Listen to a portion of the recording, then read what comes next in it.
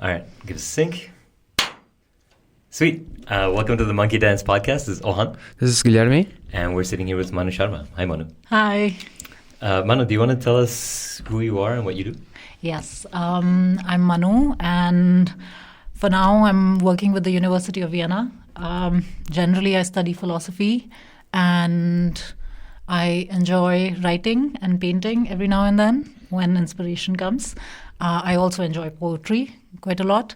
So I think for now, where I'm moving is somewhere in between understanding affect in relation to colonialism and trying to make sense of, I think I have a lot of focus on or obsession with experiences of suffering. So I really enjoy investigating experiences and articulations of suffering because to me, I think they're one, extremely rich and beautiful, and two, I think they can tell us a lot about the world in which that suffering is experienced and articulated. So I'm sort of working with that a little bit and taking a lot of detours into different kinds of things. Like I think right now I'm thinking about memory and nostalgia a lot and thinking about political resistance with the current political climate. So that's kind of where I'm at right now.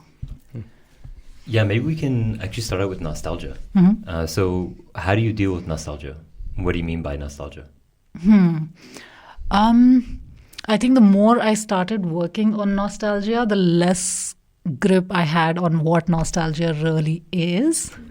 Now I've been working on nostalgia for about 2 years. I just kind of fell into it, and I moved to Vienna about 3 years ago.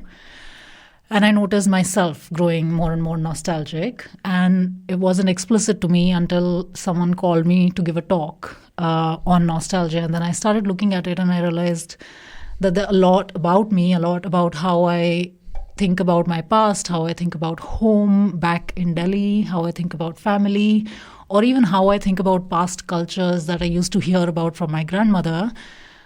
Can be read through nostalgia. So I think for me, then nostalgia became a way of making sense of who I am and my relationship with the past, which also includes my grandmother's relationship with the past, and also making sense of what nostalgia does. So it's hard to describe what nostalgia is. I think what I stick to now is that if I observe it is a specific romantic relationship to the past, I consider it under the concept of nostalgia, and then I try to see what's happening. So I think that's how I kind of understand nostalgia. I forgot your other question. Yeah, no, that makes sense. So one of the things that I think about is just how, so all of nostalgia for me falls under the bucket of memory, right? And then there's something about a positively valenced memory that is attributed something to like our narrative, which ends up playing a big role, right? Like what aspects of our narrative we sort of adopt, attribute a positive valence to, and then we can just refer back to those to put us back into a positive affective state in the present. But it really is so much contingent upon this memory component. Yeah. So what do you relate nostalgia to how nostalgia is also utilized in sort of social and political contexts? How it can sort of be manipulated, because I see nostalgia as something that leaves us very vulnerable, both in our social lives, but then also politically. I think we can still linger a little bit in the nostalgia before we go there, but because I think you mentioned positive valence, but that's the way that I would look at it as well. But we can also see longing and missing at the same kind of bucket that you put in memory, right? So there's something that in the past, and if you miss it, in which kind of affective state are you in relation to that past? If it's nostalgia, so then we are implying a positive effect. So that's the thing that I because as a Portuguese speaker, we are back and forth with the we are always mentioning the word saudade, which is hard to translate, and there is this we struggle to find equivalents when we're speaking in English, right? And the way that I try to describe is a positive longing, but kind of it's interesting that you said a romantic relationship, because that's what kind of like would feel like. So it's not just I miss something, but I miss something in that missing. It's a good missing. It just makes me feel good in relation to the, like, not because I wanted to miss it, but it's kind of nostalgia. But we get entangled to translate saudade and some most of the time. But I don't know if you came across this kind of even descriptions in different languages and trying to conceptualize what kind of relationship we have with the past, and the idea of a positive and negative valence when we are dealing with past memories. Yeah, I mean that's really good, because there's two things. One is the linguistic equivalence. So when I started with this, when someone said, okay, give a talk, it was just like, okay, where do I start? So my first point of, I think there were two beginnings. One was mainstream phenomenology papers on nostalgia. And most of them seem to be dealing with a Proustian kind of nostalgia, which is this positive longing for the past. It's kind of bittersweet. And it's, I think we all know so well the cakes that, or the smell of the tea that provokes this involuntary affective recall. And then Proust goes into investigations of the self and the fragmentation of the self in the past in relation to memory. But then I was also curious about where is nostalgia in the North Indian landscape, where I come from, in a post-colonial setting. And then I tried to find words, and I couldn't find a translation that directly means nostalgia. I could find hijr, which is separation, or wasl, or birha, which is longing. Again, all of these words indicate, again, separation and longing, but not necessarily a Proustian kind of nostalgia. So then I think, so to put nostalgia in sort of like a historical context, the word nostalgia comes from the famous Swiss soldiers. And there was a very young doctor who diagnosed a bunch of Swiss soldiers that were constantly traveling and were displaced away from home to be experiencing something pathological called nostalgia, which is a pain for home. And that slowly over time in modernity changes into this romantic Proustian nostalgia. So when we first conceptualize the word, it's an illness, it's a pathology, it's this painful longing that has physical symptoms, where the soldiers would not be energetic enough, or they would have spells of crying, or they would have this idea or vision of home, and cowbells and things like that would provoke depression in them. So nostalgia was in fact first conceptualized as something that people that experience deep displacement experience. And then it became this positive longing for the past in this Proustian setting of sitting in a comfortable environment with not as much political distress around, and then reminiscing on the past. So I do want to say that there's lots of things. And then I took that to the context of North India, and then I was like, okay, let's go find nostalgia, even if it's through words like hijr and wasl. And something really interesting happened, or at least that's what I discovered, is before colonialism, all of these words were used outside of politics. So they were used in the context of seeking lovers, or longing for lovers, or for the beloved, or for your childhood. But then a lot of North Indian poets started using these words in the way we use nostalgia after colonialism, to articulate the loss of the world, articulate the loss of home, articulate the loss of streets and cities, and because there was a lot of displacement, a lot of partition, there were the partitions that happened during and after colonialism. So you see how the words that were not earlier nostalgic exactly sort of started to become nostalgic. And that's where also there is the entry of politics in, or public memory in nostalgia. But I think I've thrown a bunch of things at you. I think I have a good hook to also Ohan's question and what you're already starting to talk about. It's just there is also something on the present, right, that triggers it. So the present has to be in a certain state.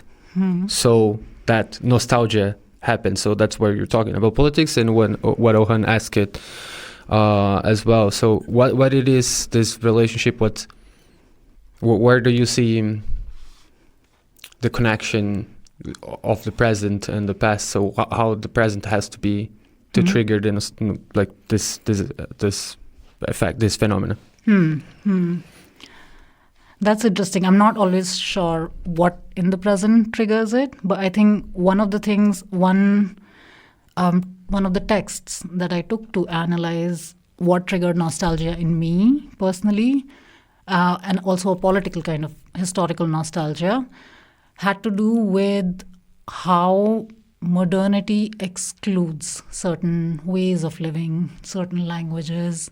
So it's sort of, I'll tell you a little bit of a story. So I got assaulted outside Celeste about 2 years ago, and it was a racist assault. And there were 3 interesting things that the assaulters kept repeating to me. 1, they said, "You smell." 2, they said, "You're disgusting." And 3, they said, "People like you do not belong in this country," right? And so I found it really fascinating because when they were saying it, they meant it, right? So I was always, after violence, you kind of ask yourself, what happened? Were they lying? What caused it, right? And so I put them in a slide, and then I realized that 1, they're saying I smell, which they seem to be making an objective claim that I smell and that it is bad. 2nd, they're saying that it produces an affect of disgust in them. And 3rd, hence, I might add hence, they're saying people like me do not belong in this country. And then I sort of started to notice all of the other ways in which this last statement repeats again and again. So if I bring some pickle into the house and this pickle smells a certain way, or if I put coconut oil in my hair and it smells a certain way, or for example, in public transport, you can't eat kebabs, is one of the rules that came before COVID. So what happens is that when I'm smelling something, when I'm smelling coconut oil or pickle, it constitutes my world and my sense of self. And what happened in the present, in this case, is that someone else told me that this smell does not belong in this world. And this world is, let's say, Austria or a first world country or a modern white supremacist aesthetic, right? In which certain smells, certain colors, certain activities do not belong, right? So you're not progressive if you don't look and act and behave a certain way. So I think for me, that's an interesting thing that happens in the present in relation to nostalgia, that diaspora or even global south post-colonial places experience, which is that your existing present world is exiled. And because it's exiled, you experience a loss of that world, and that provokes a longing for that world, right? Mm-hmm. So I think that is one of the ways in which something in the present triggers nostalgia, right? Because or for the Swiss soldiers, if you think about it, it's displacement, being forced into military service, and that produces longing. But I think in my case, what I learned is that colonial modernities exile a lot of worlds from itself. So you have to sort of continuously evolve and become the ideal Enlightenment human. And to do that, you have to let go of worlds. Or worlds are stolen or violently taken away from you for the goal of the Enlightenment, white supremacist imagination of the world. And I think for me, it is that triggers a nostalgic longing for the past. I wouldn't be longing for my mom's pickle in Vienna if it wasn't that I was told that this smell does not belong here. Mm-hmm. Does that make sense? Mm-hmm. Mm-hmm. So I think, but I'm sure there's a lot of other things, and I'm kind of, drifting in it and trying to make sense of it. But this was the one moment where I could tell that this triggered nostalgia for me. Yeah, I guess nostalgia, I'm playing with the mic here, seeing if I'm using the right one. I can't quite tell if this is I think right. It's good. So the one thing about nostalgia, I think, is that it's sort of triggered by feeling uncertainty in general. So I think when we feel uncertainty, then the mind goes to a place where it can resolve uncertainty on its own. And one of the ways that it resolves uncertainty is by looking towards memory. So memory serves many functions, and I think one of the main functions it serves is this pacification. So you can look to memory to then pacify certain uncertainties. The greater the uncertainty, the more dependency on nostalgia. And so I think that this is what tends to happen, why people who are feeling very anxious or uncertain in their everyday life might also return to the same shows, right? Might want to see the same people, might want to have the similar sights and smells around. So there's definitely, for me, that bucket of understanding of what nostalgia is and the function it serves. And then there's this other component, which you mentioned, of everybody carries their personal nostalgia of stimuli, which can facilitate the triggering of those memories. Mm-hmm. And so obviously there's no need to sort of even dissect or attack the claims which were lodged, against you. It's mm-hmm. ridiculous. Mm-hmm. But the important thing is that every place has its own colors and smells and sights. Mm-hmm. And they only become present to us when they are removed.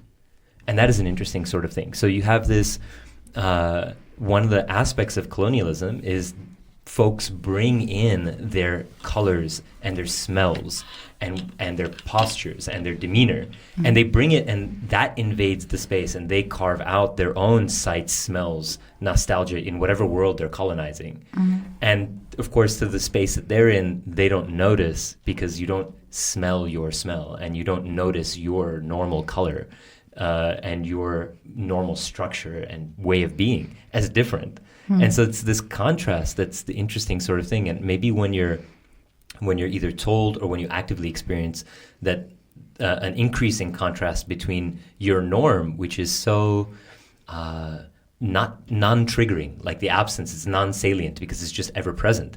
When you realize the absence of that, whether in a marginal way, like anybody non-European being in Europe, mm-hmm. or in a major way, like somebody being in Europe who's not from Europe, mm-hmm. then I think that nostalgia becomes even more relevant as a talking point. Mm-hmm. Mm-hmm.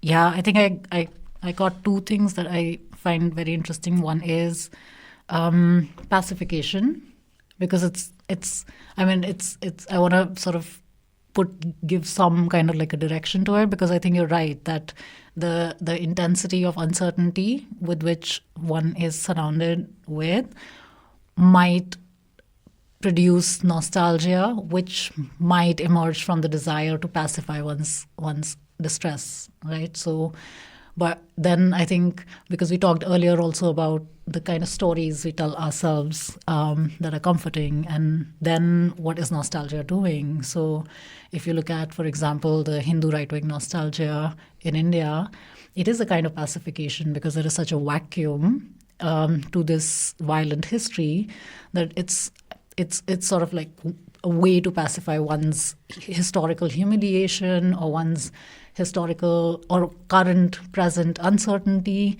by making up a story of the past that one is nostalgic about.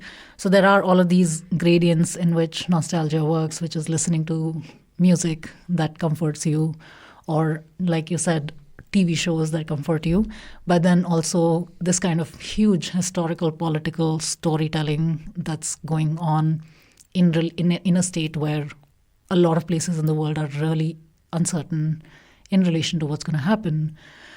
And then the other thing, which is, I think, in relation to absence, and then it made me think about forgetting, and absence as a kind of experiencing forgetting, because I'm experiencing, for example, forgetting the lived worlds that my grandma used to articulate, or even actual languages, and what might be the relationship of nostalgia or even pacification to forgetting or forgetfulness. In what sense? So forgetfulness almost as a byproduct, or something that then has some interplay with nostalgia? I think something that has an interplay with nostalgia, because I think forgetting is inevitable. So we live long lives, intergenerational lives, and worlds vanish. And there is this lovely book called The Wandering Falcon. It's a really tiny book. And it's about how when political borders came up between Afghanistan, India, and Pakistan, what happened to the migrating nomadic tribes alongside contrasting it, because it's called The Wandering Falcon. It's also about migratory birds and what happens to movement. But you also get the impression from reading the book that the tragedy of life is that worlds vanish and you forget. You have to forget in order to remember certain things. So I've been curious about because nostalgia is also a kind of drive to remember or a kind of drive towards memory, but could also be an anxiety of forgetting. Is that making sense? Yeah, this makes sense. Yeah. I guess there are two things there. One is, it's interesting how people's anxiety can manifest in ways where they're not sure where the anxiety is coming from. And so one of the things that seems to be so successful is when somebody comes from outside and says, this anxiety you're feeling, which you don't name, or you avoid naming because it serves you to avoid naming it, it's actually this other thing. And the other thing is usually similar sort of conservative talking points. But then I can easily build sort of this narrative. The reason why I want you to focus on this thing that isn't the source of your anxiety is because I can control a narrative around it. And also then I'm not responsible. If I'm somehow, my governance strategy is responsible for you not having healthcare or jobs or food, I can just actually blame something that I can control, which is other folks. And I think that is this strange sort of thing, because it's almost like you have lost one teddy bear and I tell you, actually, you lost this stuffed chicken. And then I'm like, well, actually, this is the thing that you need. Because the consolation is the same. The nostalgia that a teddy bear or a stuffed animal serves is very similar to the nostalgia that anything else serves. It's sort of a totem of the nostalgia. And so that there's this interesting sort of thing.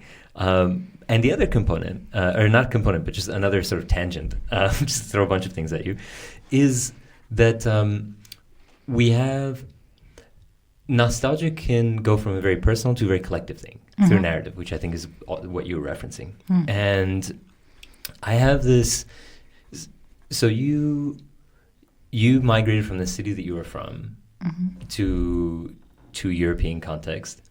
And there's a whole bunch of nostalgia about the situation that you're in. But the reason why I'm bringing it up is my parents are immigrants. So I grew up in a new place where my nostalgias are rooted in that place. But I also have nostalgias about a life that I never lived, even though they're places I've seen.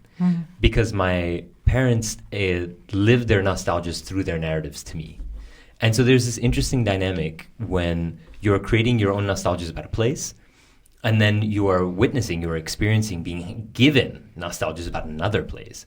And there's this powerful sort of tool where sometimes thoughts come or smells come or ideas come, and I realize they're not even mine.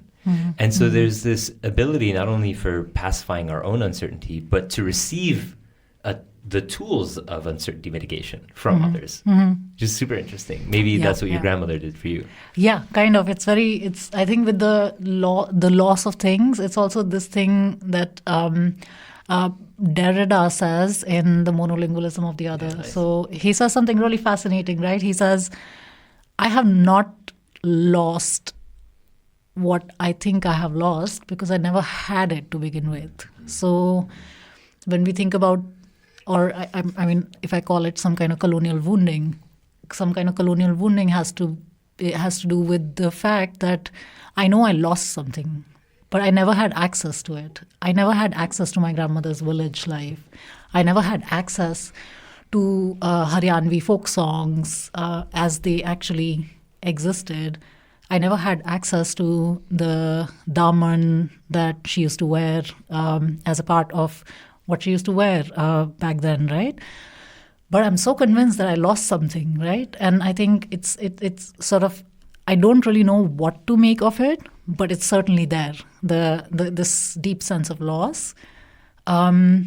without actually having had it, which kind of, if I put it together with what you say about the personal and the collective, again, there is personal affective memories, which we gather, but and that's what I think I found not so exciting in some mainstream phenomenology studies of nostalgia, because they kind of, even though phenomenology does deal with historicity quite deeply, a lot of those studies of nostalgia completely ignore the infusion of public and collective memory into our own memories and our own identities. So we almost presuppose that nostalgia happens in an acultural, apolitical, ahistorical environment, but it never does. Our memories are never fully ours. Our memories are collective. We may not even be able to trace where they came from or how they constitute us, but they do. So yeah, I don't really know what to make sense of, because when Derrida says that you think you've lost something, which you certainly have, but you never had access to it. So how do you lose something that you never had access to? And what does it mean then for the task of writing or the task of remembering? So it's almost, I like to say it like, I believe I lost a cup, but I don't even know what a cup is, hypothetically, if I already lost it, right? I never had access to that object. So, but it just came to me. I'm not sure. I don't think there's anything conclusive that I have to say about it. But you're right. It's very fascinating how this interplay between personal and collective memories happen. And then what is this loss that we're trying to... Because a lot of nativisms in post-colonial thinking kind of already assume that we lost it and now we need to reclaim it. So we just assume we need to reclaim Sanskrit or some such language that we never had. But we don't really sit and question, did we really have it? What does it mean to reclaim it? Was it really there? What does it mean to try to grasp a past that you can't fix? Like this novel I'm reading, Delhi, by Khushwant Singh. You start to read it, and the impression you get is history is a proper fucking mess, right? So there is no unity of identity. There is no singular story. There is no singular origin. There is no singular event that you can access to say, this is what I lost and this is what I need to reclaim. There's just a multitude of memories, experiences, pasts, identities that are sort of unfolding continuously. But yeah, it's all driving me a little bit crazy jumping into it, but it's also really exciting at the same time. Yeah, I guess there are a couple of things, there are always a couple of things that come to mind when you speak. So so you have something like Make America Great Again, right? Which is something that people perceive as being lost that not only they never had, but didn't exist. So I think that's also an interesting thing, where you have this ability to have nostalgias about things that never existed in the first place. So the generation, the maintenance of false memories, and I think collectively this is something big that societies do. But then you have instances where something was lost, and what's lost is usually through some catastrophic event, whether it's genocide or partition or Nakba, right? Mm-hmm. And you have this catastrophic event which has a bifurcation of people's history. And at that point you have people's history before, which can only be pieced together through narrative, but the continuation is split. There's no more continuity. And it's up to sort of the creatives to reconstruct, the poets to rewrite, the novelists to rewrite, the musicians to recreate everything that was lost before that bifurcation in time. And then I think maybe one of the interesting extra insidious aspects of colonialism is it's this prolonged aspect of bifurcation, right? It's this temporally dilated bifurcation of people's history, where you have not just one catastrophe of a moment in time, but you have this long period where a new middle period of history is created, of pre-colonized and then colonized, and you have a colonized history, and then you have a new history. And so you have this interesting thing where you can also there's enough time to then be nostalgic about a colonized past as well. And so you have this interwoven mix of what do I feel about which times and what is it that I'm sort of latching my nostalgia onto. And that sort of creates a mix of narratives, even more convoluted than perhaps those of other cultures. Yeah. I mean, I want to stick to also like keeping, I think the Make America Great Again is a really good illustration of what's happening. I think also in relation to what you said earlier, which is that, anxiety is about this one thing, but then someone comes and says, no, it's really about the fact that America is not as great as it used to be earlier, when the anxiety is about material needs that I have as a human being, which produces this dissatisfaction with the present. And then you can use nostalgia as a trick to deviate someone from demanding their rights. And I want to say that too also, because I notice a lot of discussion about histories. And I think I understand a scholarly or a poetic interest in the past. But I do not understand why there is so much rhetoric around history in order to justify anyone's right to exist and anyone's right to have a full life. And by that, I don't just mean basic human rights of home and food and so on, but a life of a proper lived life of belonging and of affection and of, having access to love and sex and desire and future and excitement, all of those things. Because if you think about all of this debate of what is the past of Palestine, what is the past of Hindu nationalists, what is the past of, and those things are really important. And I think this memory work is a way to resist colonial violence. But I shouldn't have to give someone a justification of my existence or my continuous existence as an identity in the past in order to demand the right to not be violated. So we see that also in discussions of the justification for my right to exist as a queer person, where we keep going back in the past and saying we've always been there. It doesn't need to be said. We have always been there. And I'm happy to do the work of nostalgia and memory because it's what we do. We human beings are creatures of memory. But it shouldn't be I use this phrase called the historical imperative to right oneself, which is basically, it comes from some Enlightenment perceptions of the Global South, for example, where a lot of significant scholars just simply dismiss the Global South as not having a history.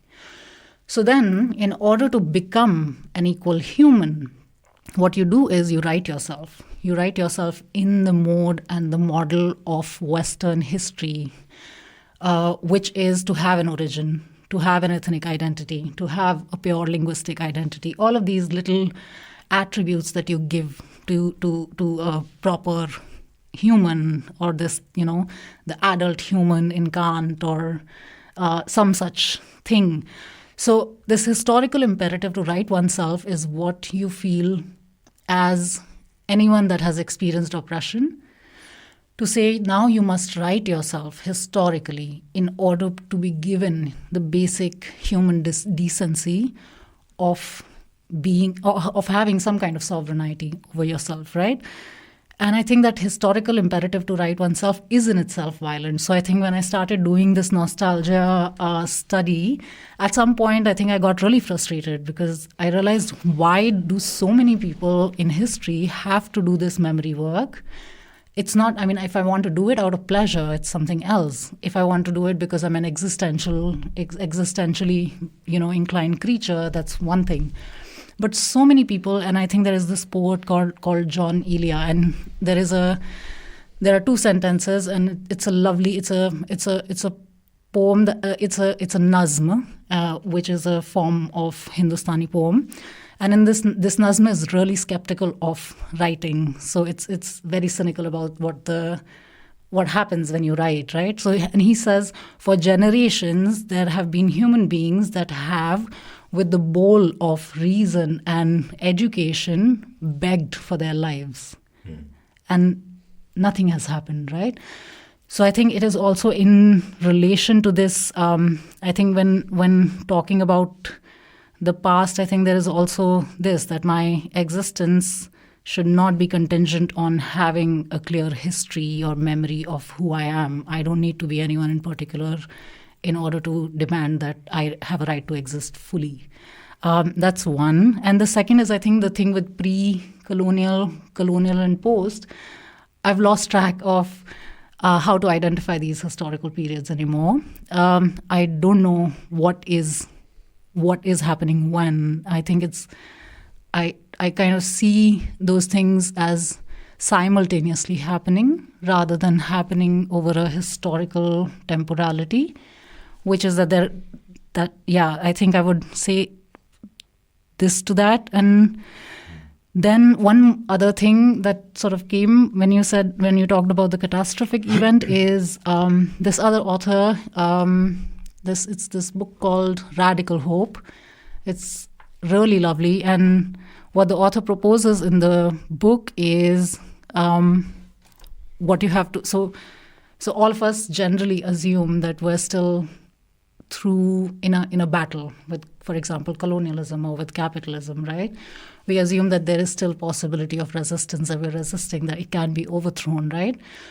This author proposes that we might have to sit with the possibility that colonialism won, that the catastrophe has happened, and then ask ourselves the question of what next, what to do now. And he's working with Plenty Coup, which is the leader of the Crow Nation, who I think...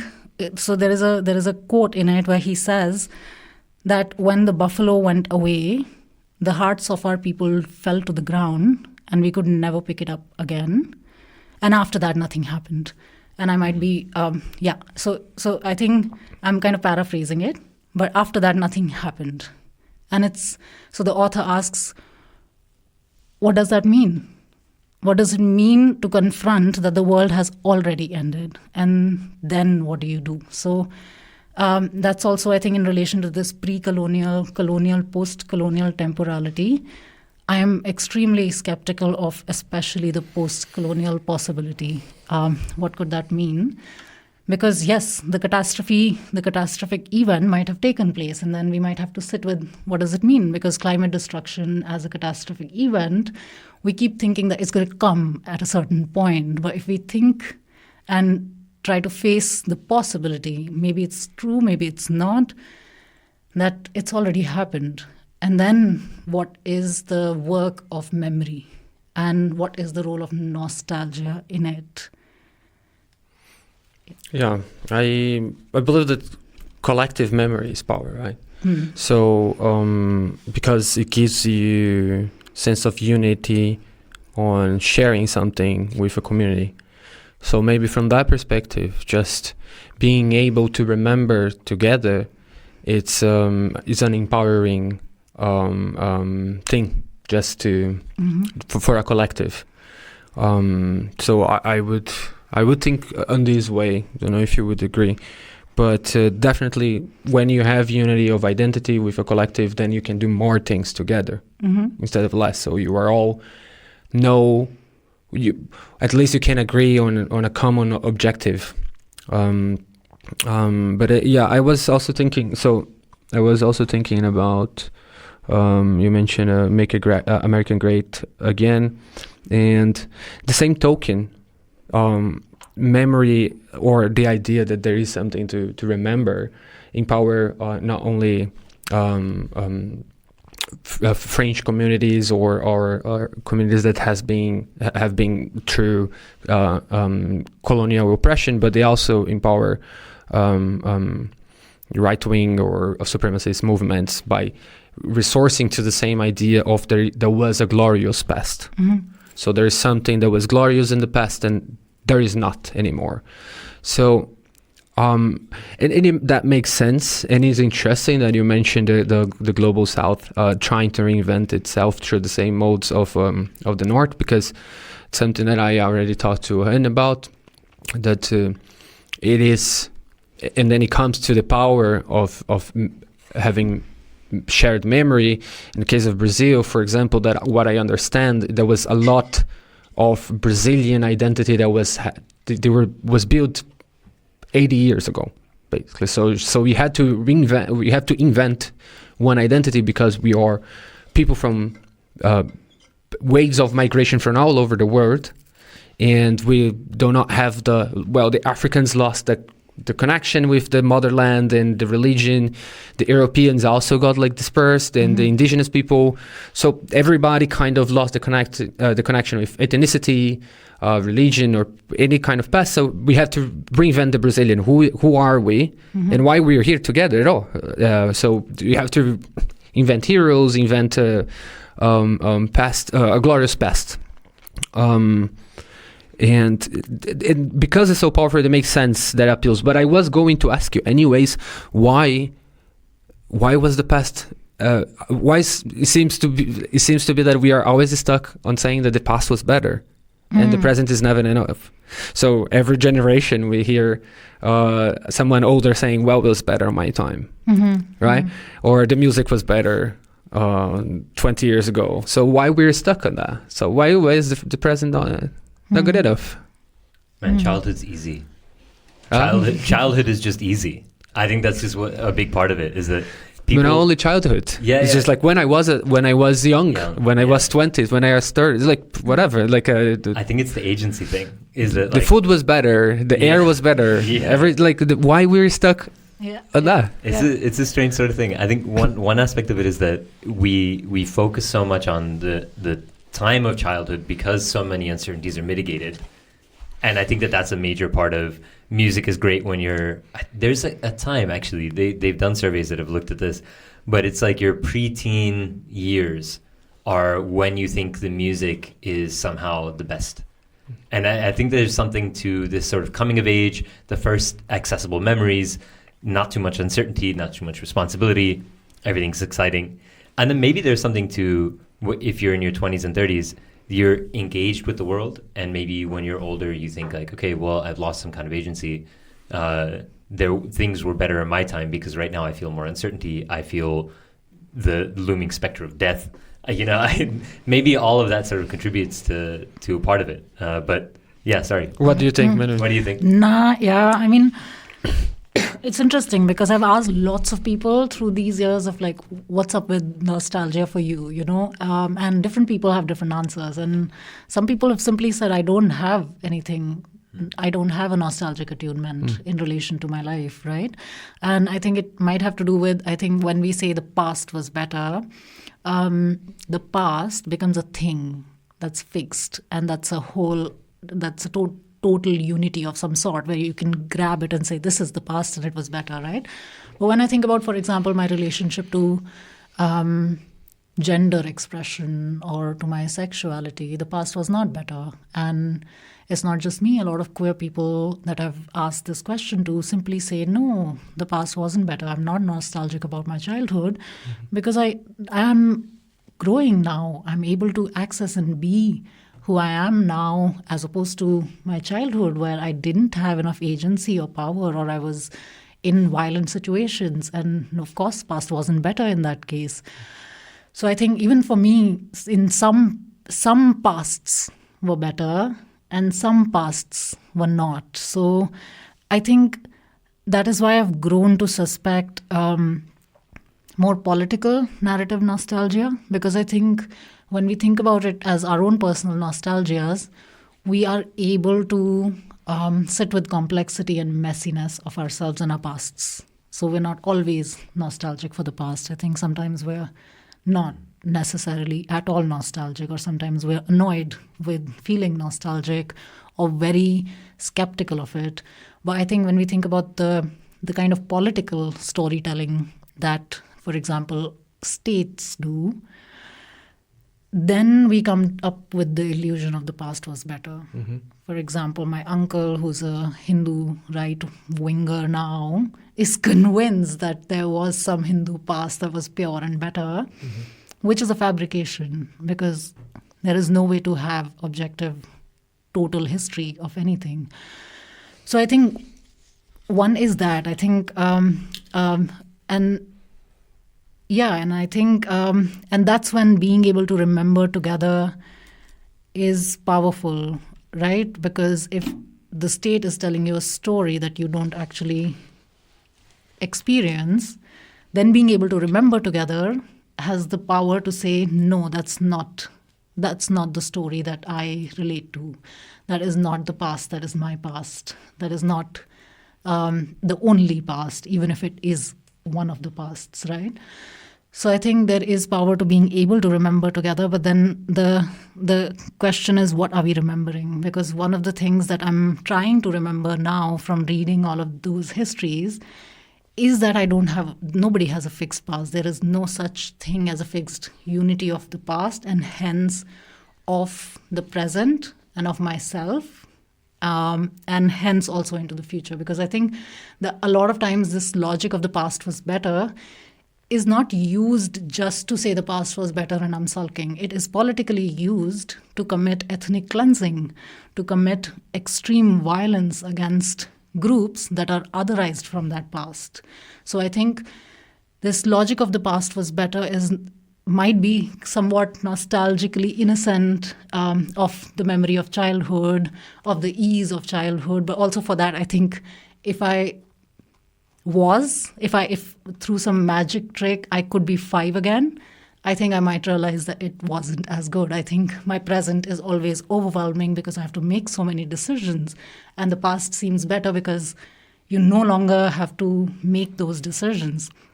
But I think the political past was better, is not as innocent as an existential longing of an aging person. It's more violent. It says the past was better in order to demand that we bring it back into the future. Mm-hmm. And how do you do that? By destroying everything that's outside of your idea of that fixed past. Yeah, I mentioned specifically the shared collective memory and the use of politics to say something about the glorious past. To say so, obviously, I gave an example of a personal idea of the past was better, but I meant exactly that. Continuous resourcing to the idea of the glorious past to move people in some direction or another, and how effective that is. So yeah. And I think this is true in both the personal domain and the social domain, where it's domain specific. So when we look at the past was better, there are points in time where we look at and we're like, it was better in this time, and it wasn't better in the past in this time. And you can, if a culture, if some community had a famine or something, the this time won't be pointing to the famine.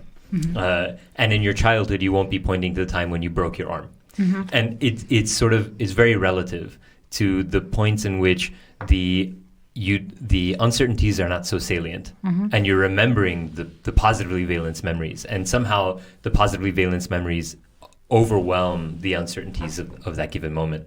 And I think that's true in personal lives, and then also in social narratives. And one of the interesting things about the social narratives is that, so there's my former advisor, Ayşecan Boduroglu, who was a researcher in Istanbul. She works on collective memory, and she works on the types of memories individuals are available for certain individuals, contingent upon the groups that they identify with. So it's very affiliation based. So the identity that I construct means my identity is some kind of narrative that I maintain. I constantly bring into the present.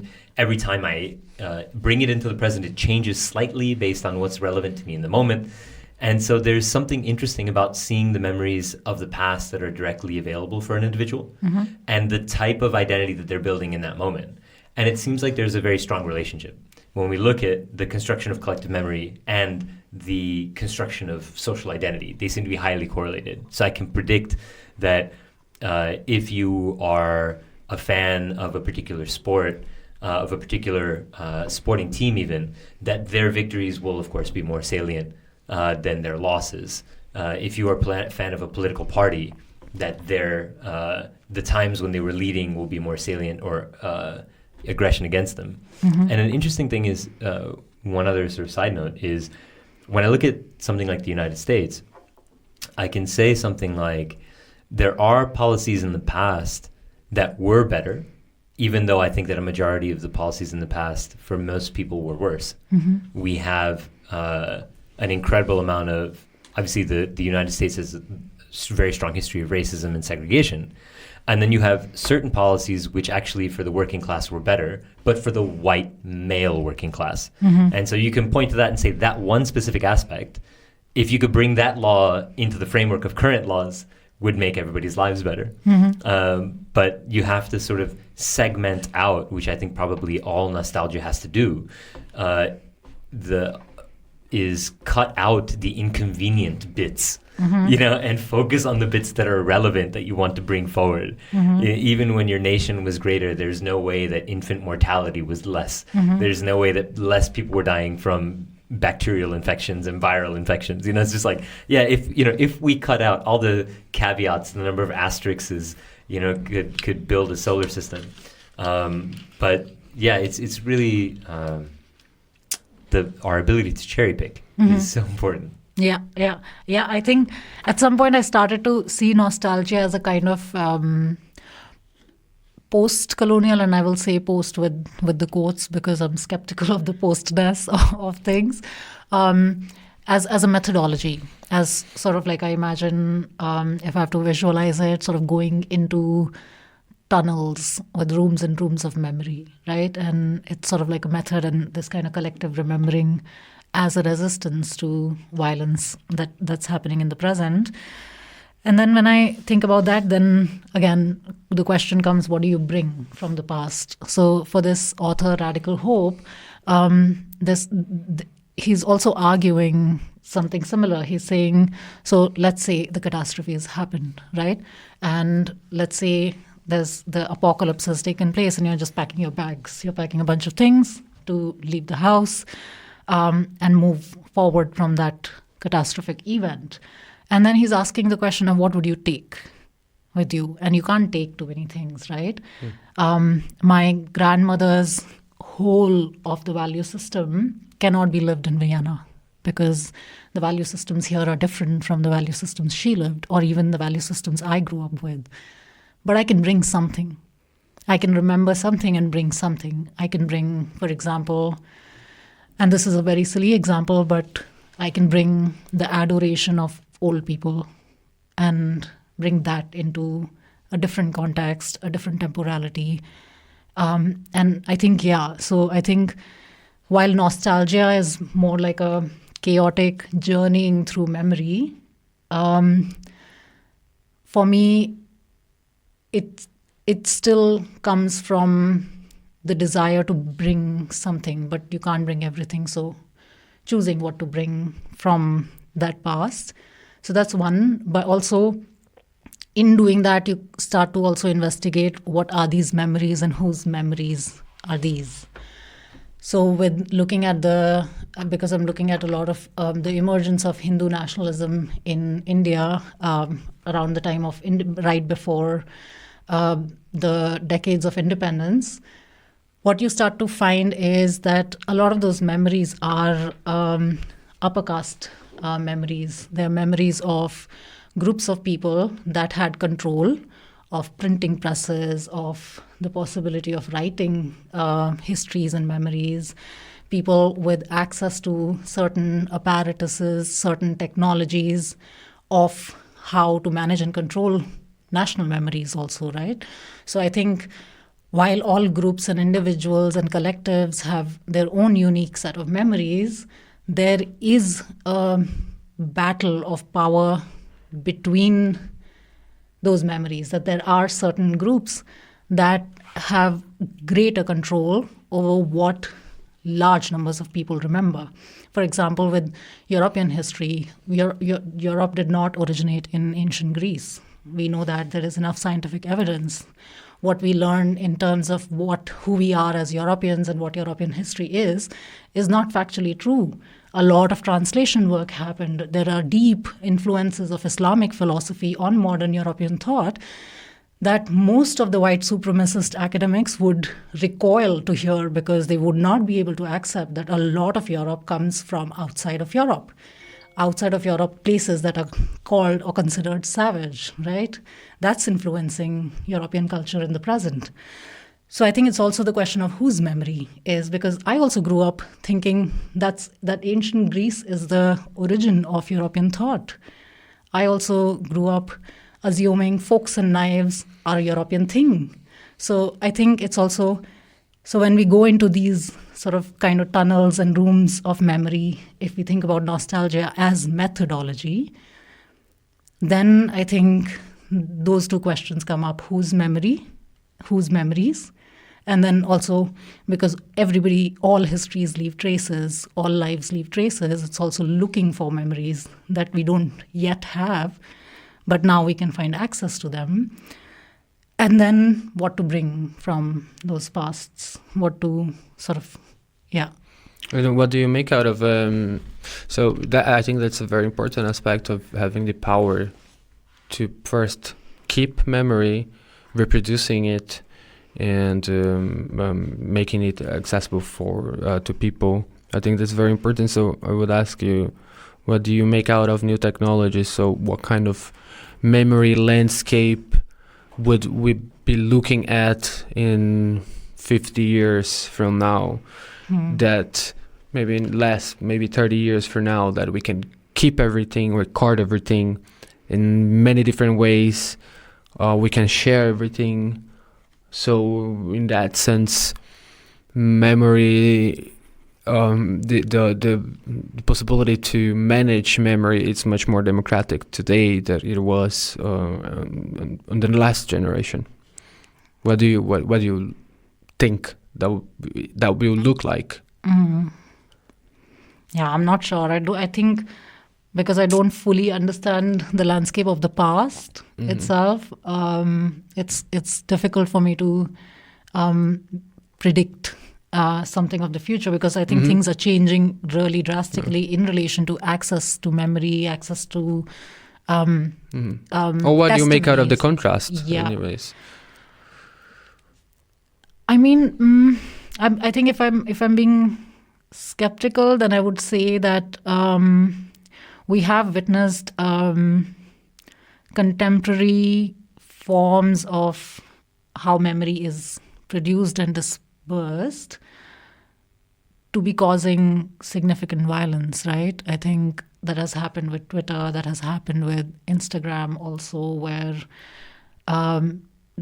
these platforms, or I wouldn't even say one particular platform, but this manner of organizing memory and identity has caused genocides, has caused deep violence among people, because people have become convinced. I mean, if you look at the state of India right now in relation to memory and democratizing of sources, it's seeing this other really nasty aspect where there is something called the WhatsApp University, where everybody receives all sorts of memory protocols, let's call them, right?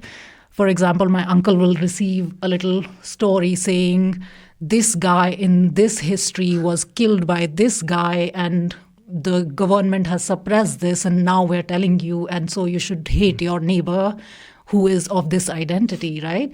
So this so-called democratization, where so many people can share, access, store, reproduce information, has caused this, where you can't seem to be able to sit down and convince. I can't seem to be able to sit down and convince my uncle, hey uncle, you need to verify this. You can't go and beat up your neighbor on the basis of this piece of information that is not even a reliable memory. So I think I've seen that in India happen a lot, especially with people the age of my parents, for example, but also because I'm from a very small context in a bubble, so I don't know, but I think overall this has also sort of resulted in this. So you would think that the democratization might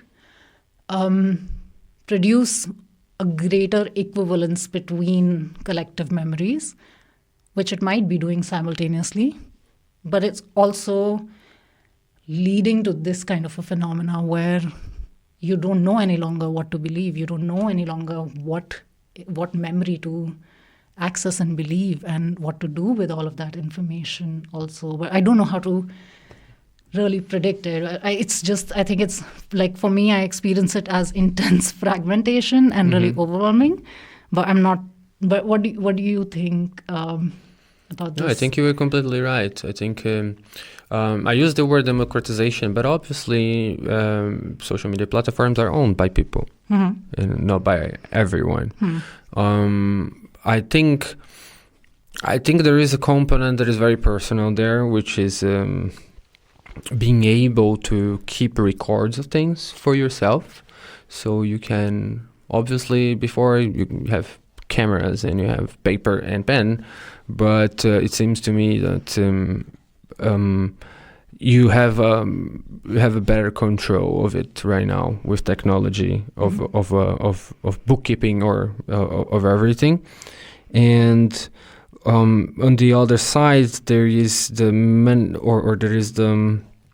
the way by which it is accessed by other people, right? So and then we have the issue of who owns platforms, and we have the issues of what I think that would be kinds of memories that would be more psychologically appealing or would appeal more to your identity or the problems that you think that your identity face, and then that would create kind of the problems that you just mentioning of driving. As we mentioned before, collective memory is power because it acts in a way that can put everybody on the same boat and go in the same direction. So if you can produce the memory and you can deliver it to a larger amount of people, so you increase the impact of it, right? So if you have the ways of, okay, that's the right memory, that if I put here on this group, it's going just to spread enough and cause the impact that I wanted to, then you're set, right? So just I don't know, you might think about many different stories, or just for a right-wing group, or just like, oh, remember this news where the immigrant did that or something like that, and then you just keep putting it out there, making it just like exercising the remembering of some stuff as well. So that's the way that I see. Maybe talking about 30 years, 50 years, I think what I have in mind is that you have been researching a past that is not that long ago, and you see, and you mentioned that there is a struggle to try to capture it. So what I was thinking about predicting the future in 30, 50 years is that would we have a better grasp of the time now in the future, or we would look at these bubbles and get even more confused on what happened? So that's what I was thinking, because at the same time that we kept so much information that what's happening now, and then we can prune it, we can just go through it and say, okay, 2020, that's what was going on. Or are we going to look at the bubbles and just like, okay, we still do not be able to ascertain exactly what actually was going on there. So that was what I was thinking with technology, and then assessing the past through the records that we have in the future. I mean, I agree. I think that could be the case, but I think I'm more suspicious of the phrase "that happened," right? Because I think I'm very suspicious of an objective thing having happened. But of course, there are objective things that happen, right? The genocide is happening of the Palestinians, right? But also at the same time, there is an aspect of the happening which is situated. And that comes from the skepticism of this kind of view from nowhere idea of history, where, we can almost see history as something that happened and then prune it and then find and establish that happened. And I agree that does happen, that we can establish that some things happen and some things are not right and some things are wrong. But all of that happens within the confusing mess of personal, affective experience and realities also. So I think what I'm saying is that what this made me think of is not so much as a large exercise of pruning and revisiting memory of now, let's say 20 years later, but it sort of made me start thinking of artists. For example, there is this artist called Malika Taneja and other people in her team, and I attended her performance recently. And she did this piece, and it came up that this piece was has its roots somehow in the second wave of COVID that took place in India. And I remember when it was happening, Ketan and I, my friend and I, were talking on the phone, and I said, I'm realizing that I'm not going to know what's happening until 20 years later, because the scale and degree of what happened is going to take us a long time to process it and make sense of it. And only in about 20 years, we'll look back and say, that happened, right? Mm-hmm. But we would still not be able to conclusively say everything about what happened. We would be able to say something about an aspect of what happened. So I think it's so how I look at it is a little bit disorganized and messy, that I think I don't believe that we can establish any order anytime ever. So I think it's a messy collection of the happenings of now when we look back at it. So I do think that as I age, I'm hoping that at 60, we might be able to look back and say, this happened. This is what we experienced, or this is what happened in the world.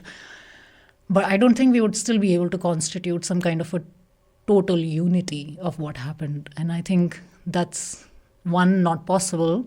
And I'm also skeptical if we should aim for it, because it's a totalizing story. And I'm very scared of totalizing stories because it destroys the field of possibilities. Mm-hmm.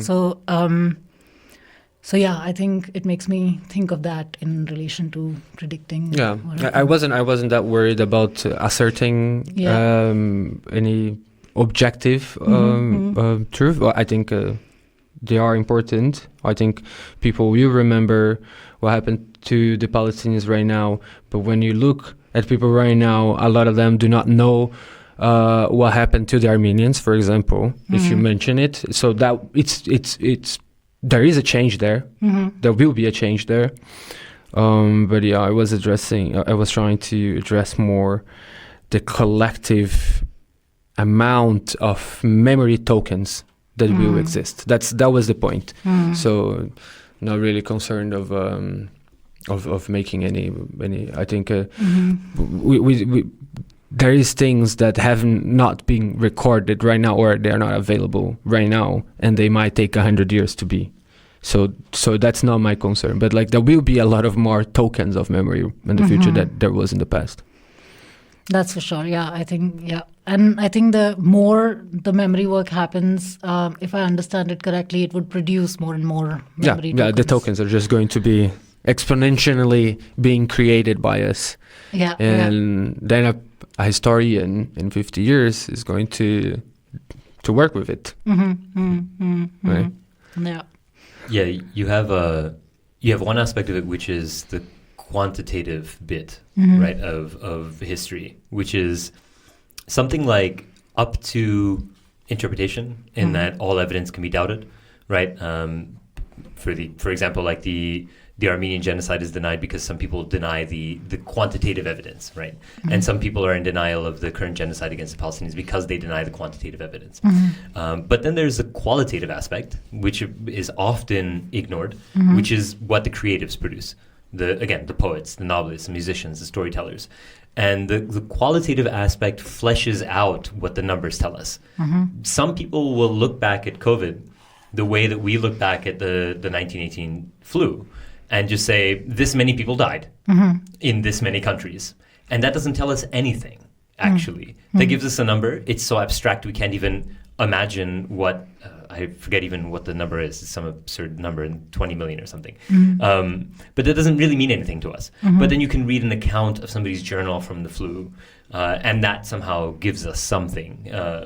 And so I think that the qualitative aspect that we get from creatives of what it feels like ends up being a bigger part of that. And of course, even folks will doubt that as evidence, right? That there's no guarantee that people will take the qualitative as fact as well. But I think that there's this really important sort of aspect of it. Personally, I've been keeping a journal of every day since I was 22. And so there's 1.5 million words there.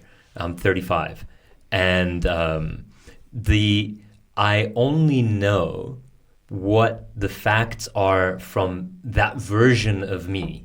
And so if somebody was in the same room as me when I was 24, they might have a completely different version of events even about me that I wrote. And so there's this really interesting thing of I have a multitude of evidence to tell me what I felt about that time. But it doesn't give me anything like the totality of the context of who I was and what I was like. It just helps me mitigate potential nostalgias, potential narratives that I might write internally.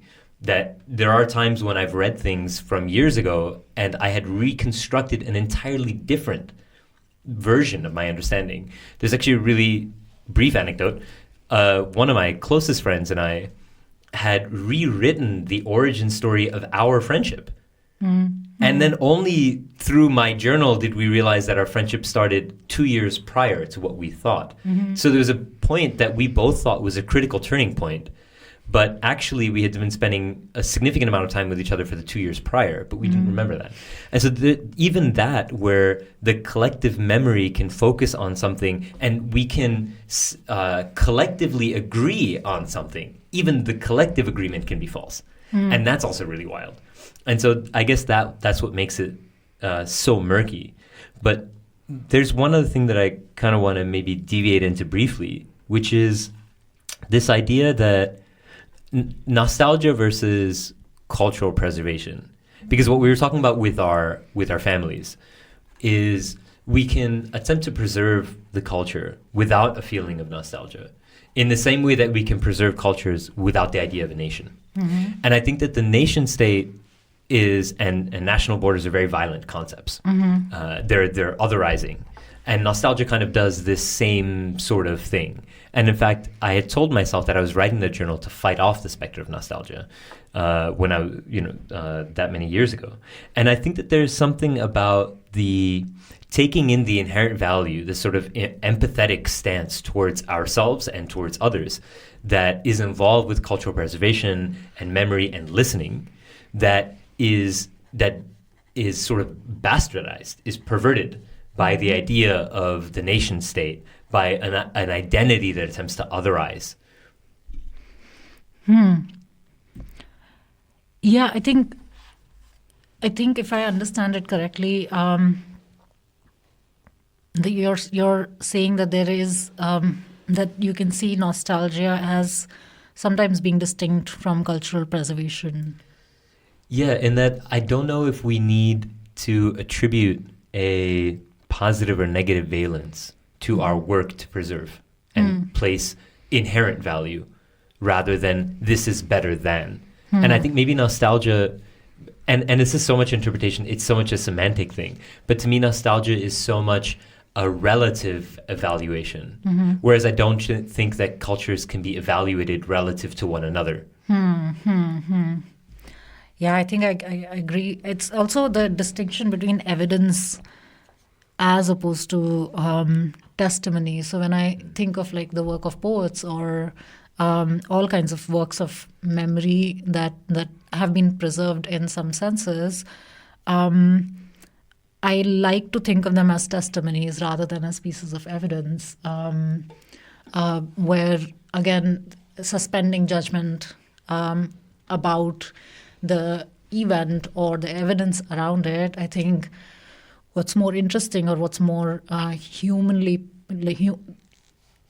powerful to a human experience is engaging in the testimony so even if there is in relation to quality versus quantity, even if there's just one person, right, giving testimony of having experienced an X type of loss and writes a poem, I think the idea of the idea behind engaging with that is to engage with it as testimony that reveals to me that that we're capable of, for example, experiencing loss of this kind. Or what I mean is that I'm sure all of us between us speak several languages, and there are affects and feelings in all of those many languages that are not easily translatable. But I think that is the richness of this kind of preservation, where we can have access to subtle emotions, we can have access to subtle, complex experiences that are not obvious on the face of it. So we are reading numbers after numbers of people dead constantly, but I think there is so much complexity and subtlety to those testimonies rather than the mere count of them. An old grandmother and how she experiences at her age what has been done to her whole history and culture and her loved ones is a kind of preservation that I feel is not just necessary and important, but also I feel like it's just not possible to resist it, that it's something that we do as human beings to make sense of especially useless suffering, the kind of senseless like violence that you experience. You write, you preserve, you sing, you do something because you have to respond to it to make sense of what's happening. And I think it's more in the body of that testimony that there is value. But I think you're right that there is not an inherent value in itself if I understand correctly, in nostalgia. But that there is some kind of I would even call it some kind of an erotic pleasure, some kind of a human necessity in engaging with that testimony, untangling it, making sense of it. But yes, I think nostalgia in itself could... I think I'm losing myself, though. I'm not sure if I understood it correctly. To push back on Ohan, but coming to you as well. Mm-hmm. It's just so you think preserving, like cultural preservation, is not otherwising as well. So you have to. You can celebrate both cultures, but you have. No. I can't. Just saying both. It's already otherwising. No, but I don't think that making designations necessarily is an otherizing act. I think otherizing is making somebody feel other, right? But I don't need to make you feel other when we say, oh, you're bringing your food, I'm bringing my food, and we're celebrating it. Is a different thing from your food goes on that table, right? Yeah, I was taking otherizing by the face value of just making something other than what is not. No, I think it has a different. I guess it's more semantic, but I think for me the contemporary more of the current use or how I'd use it. So you make the other, yes, and then you make sure that the other know that they are other. Yeah. But as opposed to making but if you make it the other just for yourself, yes, you made it. Yes, but if your intent is like the food from my culture or the language from my culture, not the other culture. Yes. Like here we do things like this, not like them. So we have to keep doing things like this because the color nobody red else is not the color blue. Mm-hmm. So I can make distinctions without placing a value judgment. Yeah, I'm not saying that there is a value judgment. I'm saying just that there is a separation. Sure. Distinctions, yeah. Distinctions without value judgments. Okay. Yeah. And I think and it's possible that we have also different semantic understandings, but the way I used otherizing, the way I intended to use it, is a distinction with a value judgment. Okay. And maybe I should just use that phrase. You're right. Okay. I see. You're right. But I want to quickly add there also a little bit. Here we do things like this and not like that. I think that is a distinction between norms, cultural norms, and colonizing cultural identities, right? So what I mean by that is that I can say that hypothetically, if you were to visit me in Delhi, sometime I'm there, I'd be like, okay, like don't do this, maybe do this, maybe watch out for this. And so there is all of this cultural difference. But I think cultural difference is typically not uniform. So it's not that, we know that Austrians typically don't behave in X and Y ways, or that I think there is a difference, and I think I'm sort of drawing a little bit or interpreting a little bit from Derrida, who says that in order to become an identity, in order to become an Indian, or you have to appropriate something. So a good example is languages. So street languages are messy. There are norms, but they're kind of messy. Like how we're speaking also is not how we write academic papers. So we use all sorts of linguistic playfulness. We indulge in it in order to be coherent to each other. And we are quite coherent to each other, right? And I think the distinction that I'm saying of here we do this, the real pain of otherizing that I think is different is when you're forced to speak or write in a manner that is standardized outside of you, that is prescribed to you. So you must speak German just exactly like that, otherwise you're not speaking German, or you must speak Hindi just like this. Instead of recognizing that cultural encounters are messy and that we might read words differently between us, but that there is also a shared ground of meaning. So here we do this, and so there is the otherness, the fundamental otherness of myself also, which I don't find as violent as the kind of otherness that is created by constituting a rigid, fixed idea of a culture, of what it means to be European, for example. Yeah, I just found it funny. Like, I also didn't place any judgment value on otherizing. Actually, I didn't do that. I was just actually genuinely asking, because I found it funny that anthropologists had spent their the entire history of the field trying to find the borders between cultures. There is none. Yeah, you will fail. You should try to. Yeah. And so the otherizing aspect of keeping, it's interesting for me. It's an interesting aspect of it. It's just like we are borrowing a little bit from you here, and we're borrowing, blending a little bit there, and taking from here, and then we just there's no borders. So keeping it, the keeping, it's interesting. And you mentioned you're trying to explain what do you think. To explain why we keep, right?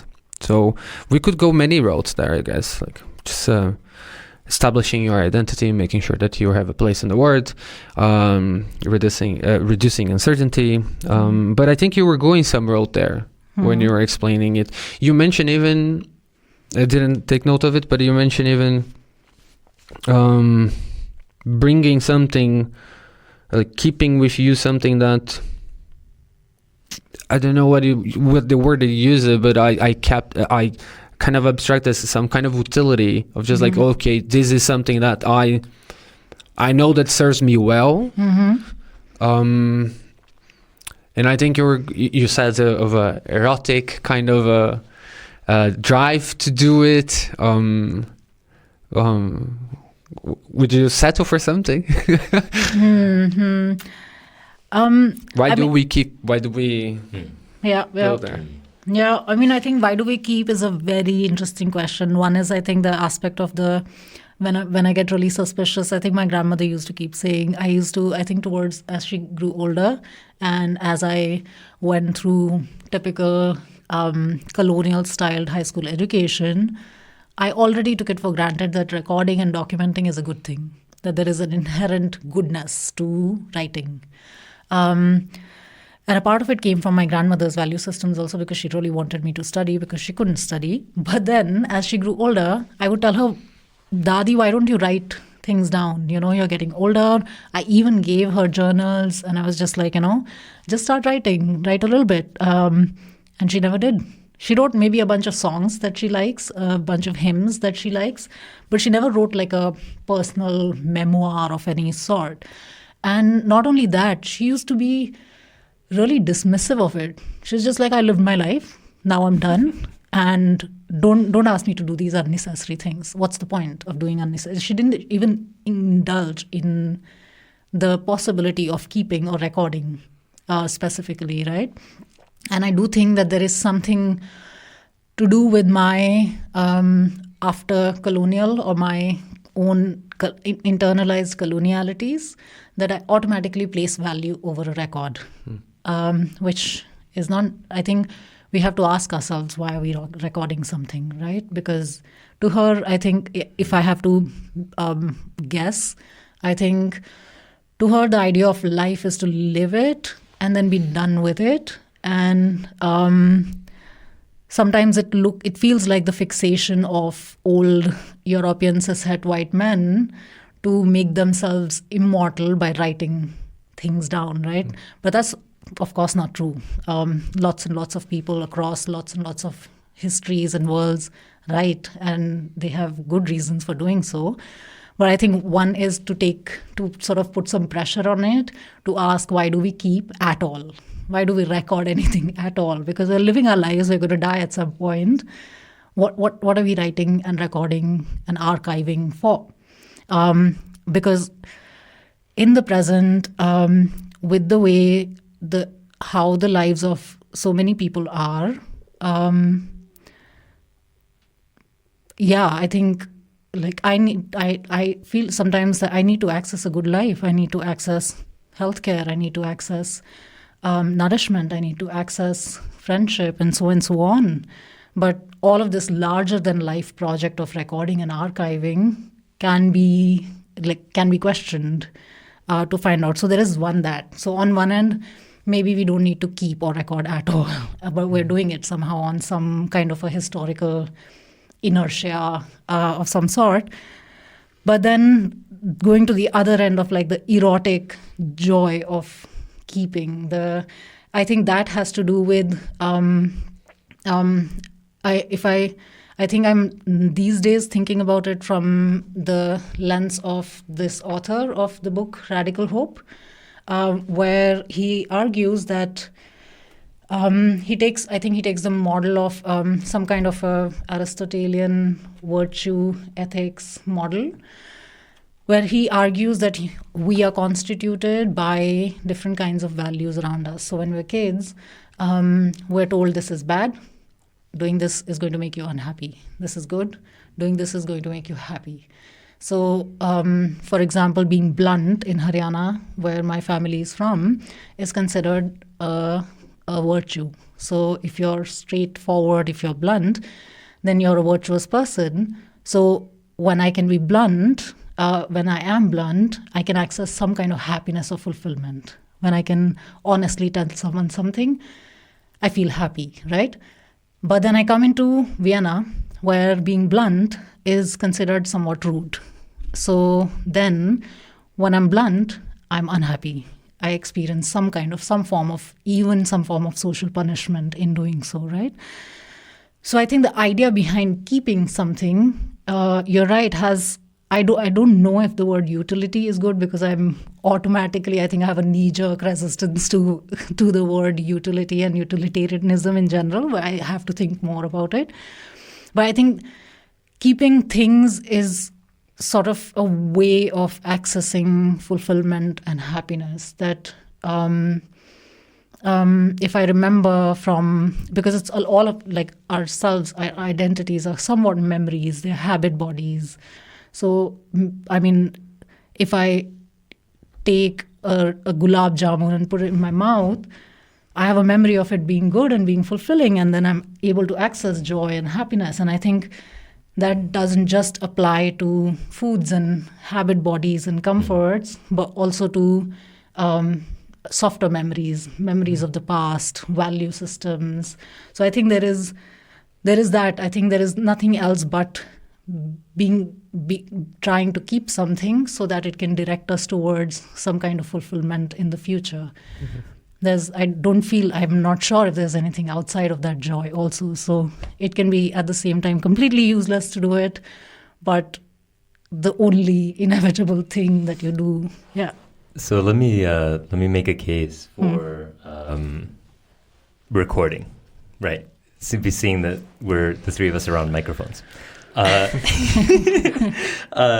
Is that if nothing has meaning, nothing has inherent meaning, and we generate meaning, which I think is one of the most important things that a human being can do, maybe even ought to do for their own happiness, is find what is meaningful to them and attribute meaning to it rather than perceiving meaning as given on a high or having meaning oppressed onto them. Like being told recording is valuable rather than saying nothing means anything, I'm going to attribute meaning to recording. Mm-hmm. But I think one of the most beautiful things about it is that it allows us to access the inner experience of other human beings. And I think, to me, this is the single most beautiful thing that human beings can do, is share our experience with others and have the experience of others shared with us. And that, as a poet, to me is the reason why I love poetry is because it's so efficient. Poetry and maybe lovemaking, possibly food, right? To me are the most, in that sense, erotic, beautiful, powerful things that human beings can do. And I find that the recording allows us to do this really phenomenal thing, which is extend our awareness, our cognition even through time, and reach through time and access the mind of another in a way that we wouldn't be able to otherwise. And so that does, I guess, not only that temporal dilation of access, but then also it's possible that if I write you a long letter, that you could access my perspective more effectively than if I was just to say it, if I was to just explain my feelings. And I think that there's something really profound and beautiful in there. Not to, again, place some objectively sort of grandiose value on the process of recording, but to just throw a hat in the ring for recording as something really beautiful and, to me, existentially profound. Maybe one of the most profound things that human beings can do is communicate our experience through time, through space. Now, I agree, but I maybe see some kind of a difference of recording and writing in the space of intimacies. But then what about recording in the space of the public? You know, like poets that have been writing. Yeah, that's what I felt that Owen was going for, is recording for sharing, not recording. My question to you was, why do we keep? And then he went it for why do we keep for sharing? We keep for sharing. Yes. But for example, like my sister and I started recording both my grandmothers, tell stories. And so we're recording that for two reasons. One is for us, so we can listen to it later, access our own little nostalgias, but then also to preserve their experience for others who might be interested in their particular experiences. And that's really important for folks who are just curious about what their experience was, given that they had particular experiences as Armenians in Anatolia in the post-genocide years, and then also just experiences of folks who immigrated later in life. And I think that there's something of value there to anybody who's doing, whether it's affective or intellectual or both, I think it might serve some kind of value. So in that sense, we have a keeping for dual reason, for a private sense and a public sense. And I think this is true of every poet. Every poet writes for themselves, and then some poets make that available to other people to share as an offering. In the same way that I might make coffee, and I might make enough so that you all can have it as well. But I still also drink the coffee. You know, so there's a personal and private aspect for that. Yeah, I think I would go down the road of sharing. Actually, I think maybe we do have an innate, evolved drive to share as humans. That's what we do. And maybe when we have an expectation of sharing, and maybe, just maybe, this sharing is with someone, is with a future self. So it's always about the sharing. You keep it because you wanted to pass along, and that pass along eventually can be you. That it's another you, right? It's a you that don't remember that thing anymore, that do not have that affective state anymore, and then you give that gift to yourself and say, just like just keep a old ticket or in your drawer or something like that, and just like, when I look at that thing again, that this other me is going to have an affective state, and I want that older me to have that, so I'm sharing with him. No, I think I agree, but a very pessimistic part of me, sometimes sometimes I ask myself, and just like, if everything was kind of more or less all right in life, if I had access to, or like, and I'm saying that of a lot of people, and especially a lot of poets that write in times of pain and crisis, and especially in times of genocide, but I'm just like, what if everything was kind of okay? I had access to food, I had access to my loved ones, I had access to, of course, like, life is never going to be ideally perfect. I'm never going to be fully happy or as an affective state. That's just physically not possible. I'm going to be distressed, I'm going to be sad, there's going to be tragedy, there's going to be loss. But the kind that comes with the package of life, and not the kind that comes with senseless political violence. Let's, for a second, say there was no senseless political violence. Would I still be writing publicly? I would write to my lover or lovers. I would write to my friends, and I would write for myself. I would write this. So if I don't just think about recording and writing as just putting things down on a paper, but also recording and writing in ways of how my body records and writes over time. Like, I gained a lot of weight when my grandmother was dying. So I used to call it my grief weight, because my body is recording and writing an affective, important experience, right? So it's being written through my embodied being. So we do that, of course. I agree, but I think, I don't know if this is incorrect of me to separate this other kind of writing, the other kind of writing that you write in the face of senseless violence.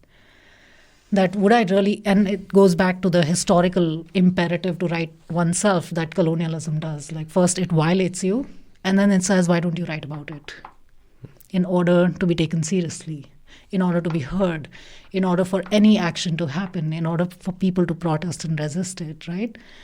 So sometimes I'm just like, so many people right now in states of severe pain are taking out their phones and documenting things. And we know why they're documenting things, but is that a part of a desirable aspect of writing and recording? Or is a lot of that recording coming from this kind of senseless imperatives coming from violence? So I don't know if I'm confusing them, because I fully agree that we write and record as who we are. But what about this kind of writing? What about this kind of recording that you do in a state of desperation, like John Elias says, begging for your life, you know? Yeah, I maybe some poets will have different answers to this. Me personally, I think it's all one and the same, in that it's an expression of our experience, regardless of whether the experiences are positive or negative, or when the experience is so traumatic that we feel like we ourselves are removed from the situation, when they're almost dissociative. There is a poem that I will share, if he's all right with it, not now, but maybe in the show notes, and I'll share it with you later, from the Sri Lankan poet Stefan Sebastian, called Srivatsa, which is about the different times in which we write.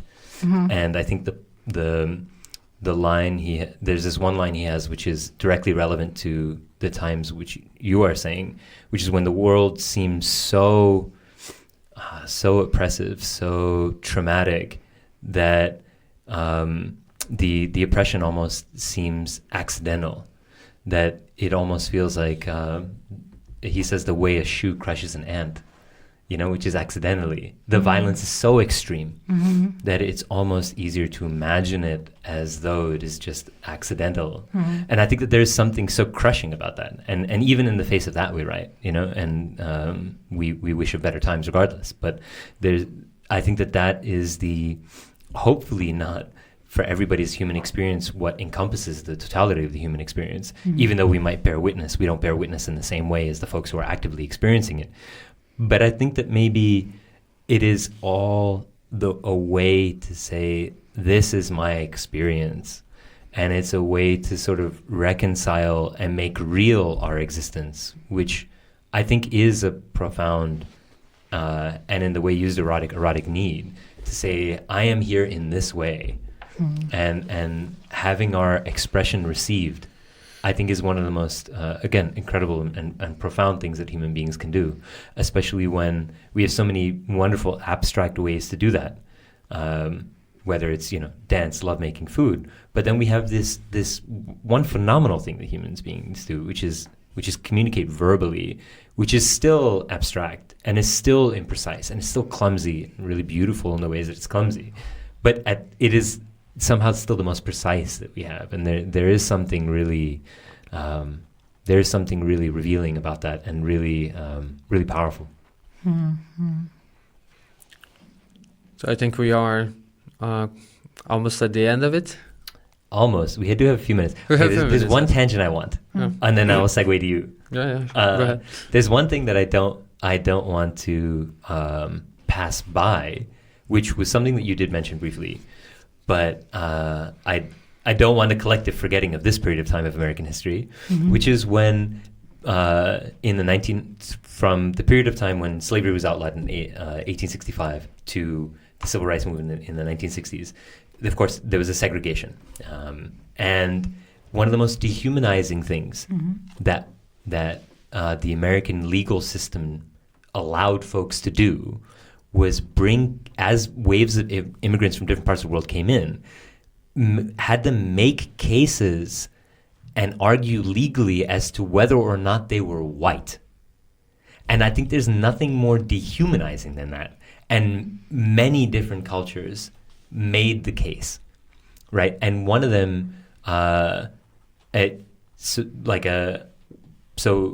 from different parts of the world, whether they're from Eastern Europe or the Levant, there was a man who made the case for the Aryan race. He was North Indian, and he's like, well, Aryans are white. This even predated the Nazis, and so that there's sort of like this interesting, this devastating aspect to the rewriting of history to fall in line with a version of history that is acceptable enough for power.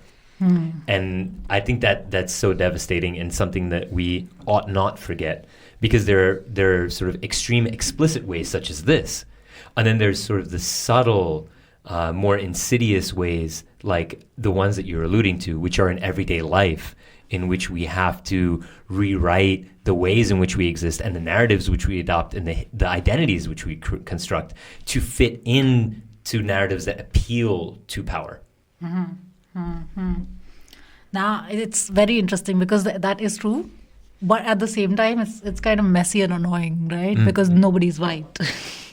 So white is some idea, right? Yeah, so it's sort of demanding that people dance around. I think I was talking to Ketan one time, and Ketan is just like, I feel like I'm not doing this right or doing that right. And all of us feel that. I think for whatever momentary wisdom I felt in that moment, I always do it. But then I asked Ketan, I was just like, who's watching you?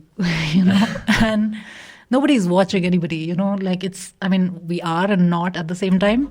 But this whole falling in line is such a cruel kind of circus, because you're dancing around, changing how you dress, like learning languages, forgetting languages, all of that. By the way, that's why, should I disclosure that? That's why it's called the monkey dance? Yes, that's why it's called the monkey dance. Very nice, very nice. Yes. Full circle. Welcome to the monkey dance. Thank you. But yeah. It's true. Yeah. Like wouldn't it be simpler if someone told me that this is what you need to do, and I'd be like, I'd be more than happy. I'd be like, okay, I need to do X, Y, and Z to become white and access all of that, resources that I don't have access to. I'd be like, yeah, sure, I'll do those things. Why not? Everybody wants a good life. But the problem is that it's an intertextual instruction coming from some weird historical period, and then nobody passes. Nobody passes. Even the whitest of white people don't pass on the grounds of what whiteness is. So it's, so I think it's, going back to monkey dance. Yeah. I think we dance the music that we have. Okay, so to finish it, just one more question to you. What would be the most satisfying impact that your work could bring about in the world? I mean, I'm a little bit of a depressive. I like all things morbid. That's why I work on suffering and pain. By the way, it doesn't have to be your academic work. Could be anything. Yeah. Like, I think all of those, in all of those, I think what would be really satisfying is if people would, if even a few people would be able to experience the beauty and the joy in engaging with testimonies of pain, because there is so much resistance to anything painful. The spaces for grieving and mourning are reducing more and more in the world. The spaces for engaging with heartaches and pain, and there's so much beauty in engaging with suffering, because it's all of us. We all experience it. So I think it would be really deeply soothing if even a few people would, from whatever I do, access the beauty of engaging with life in its deepest, most painful places. And I think that would already be quite enough, because I think it changes who we are. And I hope it changes us for the better. I'm not sure if it does change me for the better, but it feels like it. And I think that would be really soothing. Yeah. Cool. So beautiful. Yeah. Thank you so much. Thank you very much. Thank you. Thank you so much. Bye, guys.